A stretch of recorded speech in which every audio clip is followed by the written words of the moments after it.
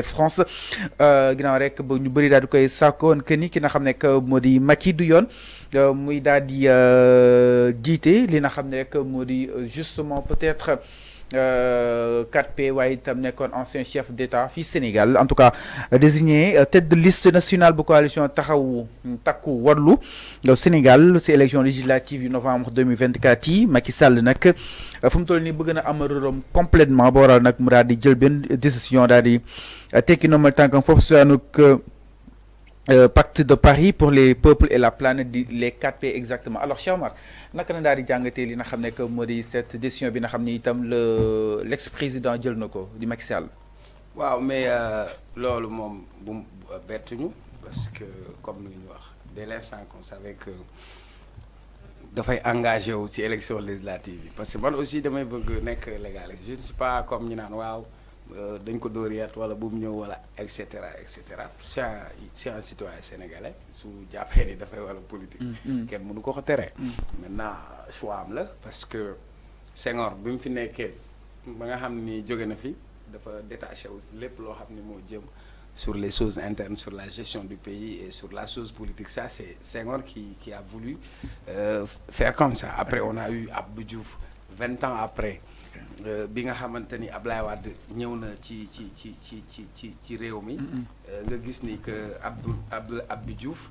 am na jàpp na ni moom pour moom élégance la. en tant qu'ancien chef d'État. buggul nekk koo xam ni dafay gàllankoor son prédécesseur. donc à un moment donné sax les gens disaient que Abdou Diouf dafa abandonné parti socialiste. mais à un moment donné il a su se détacher. bàyyi parti socialiste ak Tanor Dieng. et que bëggul woon gêner ki nga xam ni mooy prédécesseur am et puis par élégance même sooy xool Abdou Diouf dem na ba nekkul président. mais alternance bi ñu amoon ak ni ñu rafetalee démocratie Abdoulaye Wade moom la yabaloon. pour mu dem fële ca Union africaine pour représenter le Sénégal en tant qu'ancien président. mu nekkoon affaire bu am élégance aussi. et même bi mu waree dem ci affaire organisation internationale de la francophonie il a fallu que Sénégal présente candidature am à travers Abdoulaye Wade lu mu ko soutenir on a vu exceptionnellement Abdoulaye Wade bi mu fi jógee toog na après quelques années il est revenu au Sénégal ñëw engagé wu ci PDS di leen gunge nekk seen ginnaaw personne ne l'a empêché donc Macky personne ne peut empêcher à Macky d'avoir le droit de faire la politique maintenant man j'avais vu venir parce que Macky Sall sooy seet dama mel ni bàyyiwul. parce que man damay bëgg sama analyse ma teg ko ci ay faits. mu bañ a nekk ci ay émotions wala dara. sooy xool Macky Sall man ci li ma jàpp dafa bëggoon def 3e mandat. Macky Sall il n'a pas pu l'obtenir parce qu'à un moment donné il était dos au mur. si vous vous rappelez APR dañu dem ñu def seen congrès bi ñu defee seen congrès. ñu jël ki nga xamante ni mooy Macky Sall. mu nekk seen candidat. mu nekk seen président de parti donc dès l'instant que Macky Sall mooy seen président de parti ça signifie que il avait toujours des ambitions politiques. donc du ma bett su fekkee Macky Sall neen dafay continuer di diriger APR parce que keroog bi ñu dajee fële si King Fahd Palace par appel vidéo xaw ma WhatsApp la doon waxee ñoom. ensuite beneen acte bi nga xam ne posé na ko parce que dafa am ay institution yoo xam ne institution internationale la. mënul ànd ak faire de la politique. parce que su fekkee ni moom bi mu paree waa France ñoo ko jël tabb ko ci benn institution boo xam ne kuréel la buy dox ci yenn mission yi. kon day nekk lu incompatible par rapport à la chose politique. voilà.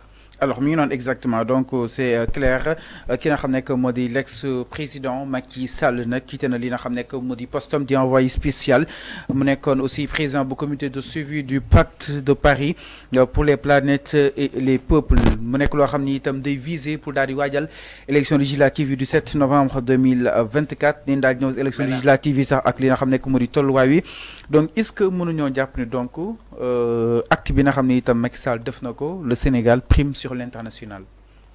non du question de le Sénégal prime sur l'international. c'est son choix politique qu'il a eu parce que pour man au niveau international il a été un chef d'État. maintenant am na réseau bu mu am à travers le monde parce que man dama doon wax ay temps Macky Sall su fekkoon forcé wul def 3e mandat qu'il n'y a pas eu tous ces problèmes. ci gouvernance am. forcé wu ko de voilà. non forcé wu ko mais tey man dama doon toog ma ne Macky bu deful 3e mandat war nañ ko mën a utiliser mais tey ak yi nga xamante ni am na fi en termes de manifestation sous son magistère on a eu beaucoup de morts et cetera loolu dafay nekk benn gàq-gàq ci côté mais tey waroon na mën a sol mbubbu secrétaire général Nations Unies. Et moi je crois que sax seen lobbying sax foofu la teg bëtam. Maintenant su ñëwee ça signifie que doyalagul parce que tout simplement élection est passée pour moom c'est un goût d'inachevé parce que c'était une bataille par procuration en fait. Parce que Sonko moo waroon nekk candidat on l'a éliminé sur tous les plans et je trouve que c'était injuste et c'est Macky qui l'avait fait. Macky newul candidat Sonko newul candidat mais cette fois-ci bële combat par procuration la woon dafa mel ni Eumeu Sène ak Balla Gaye laale wuñu mais Sa Thiès moo ñëw ak Boy Niang est-ce que vous avez compris. Donc ça veut dire Diomaye Sonko moo ko ngemboon Amadou Ba Macky Sall moo ko ngemboon mbëru Sonko moo daan mbëru Macky Sall léegi nag fii bu ñëwaatee moom ak Sonko ñoom ñooy nekk sur le terrain. Maintenant après on pourra revenir sur les enjeux et sur les coalitions. Alors, en tout cas pour moi c'est le prolongement de la présidentielle et maintenant c'est une bataille par procuration qui a été faite et maintenant cette fois-ci on va avoir les deux protagonistes en face. Alors mi ngi noonu exactement donc la démission bu Macky Sall exactement si c'est 4P de Macron donc Macky quitte officiellement ki nga xam ne que moo di Macron et c'est 4P alors ñu daal di ñëw itam si leneen ginnaaw loolu nag Cheikh Omar ba tey si mbiru ki nga xam ne que moo di Macky ak chiffres yi nga xam ne tam Ousmane Sonko avancé woon na ko allant dans sens nga dem bay daal di tudd li nga xam ne que moo di 1800 milliards suñu koppar ñu bëri aussi jàppoon nañ que ni 4P bi da ko doon protéger dafa doon constituer exactement benn bouclier wala kon benn que immunité si ki nga xam ne que moo di Macky Sall alors donc 4P yu mu dirigé woon exactement est-ce que Macron doon accepter ñu mandat d'arrêt international ki nga xam ne que moo di Macky Sall concrètement su nekkee France. Non mais Macron lu mu ci man même su nekkee président France mënu ci donc en aucun cas mënu ko empêcher pour ñu jàpp ko de couverture wala quoi que ce soit. Alors donc Cheikh Omar donc ki nga xam ne que moo di Macky li nga ko nommé nii tenir na ko à cœur c'est-à-dire fi nga ko teg di tête de liste mën nañ espérer son retour peut-être. Non mais du tenir rek moom moo imposé ñu def ko foofu donc c'est parce que derrière moom y a rien.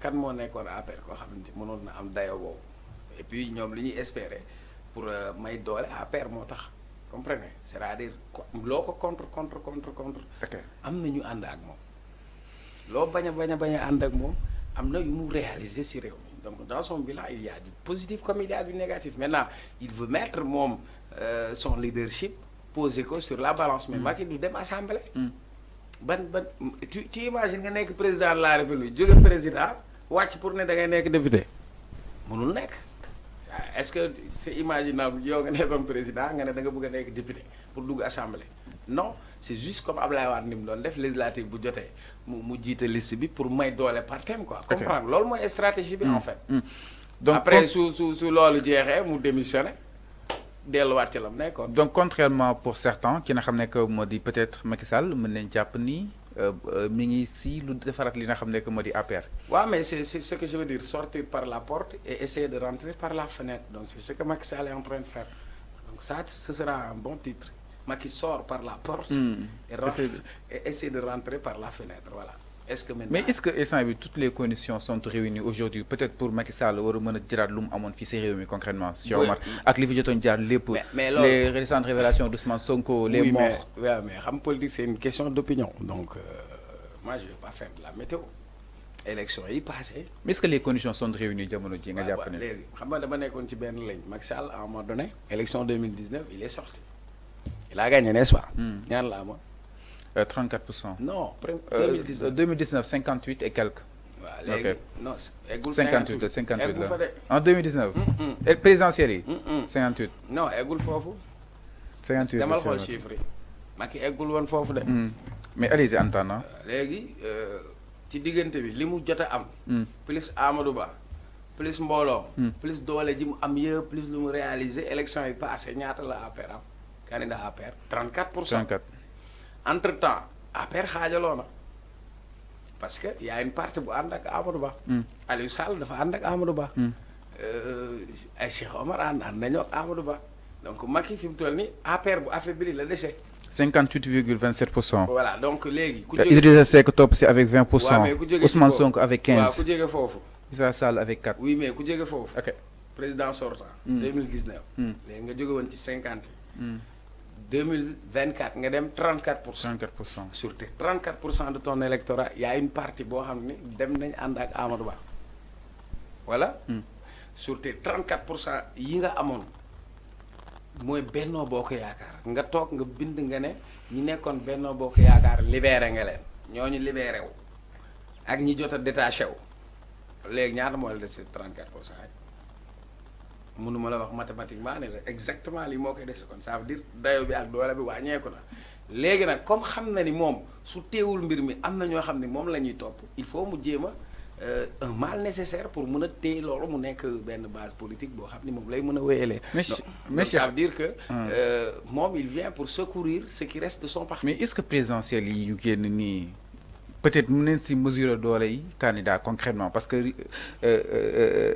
présidentiel bu xaw a nuru li nga xam nekk moo di référendum leen assisté woon soit Diomaye soit ki nga xam nekk moo di Amadou Ba est-ce que exemple benn Khalifa Sall lii toom la si askan wi concrètement Cheikh Omar. Ouais, mais raison de plus mooy li ma la doon wax tout le temps pendant des années dama koy développer mais ñu bëri bu ñu ma déggee duñ comprendre li may wax xam nga dafa am lu ñuy wax si c'est un phénomène politique en fait on parle de bipolarisation.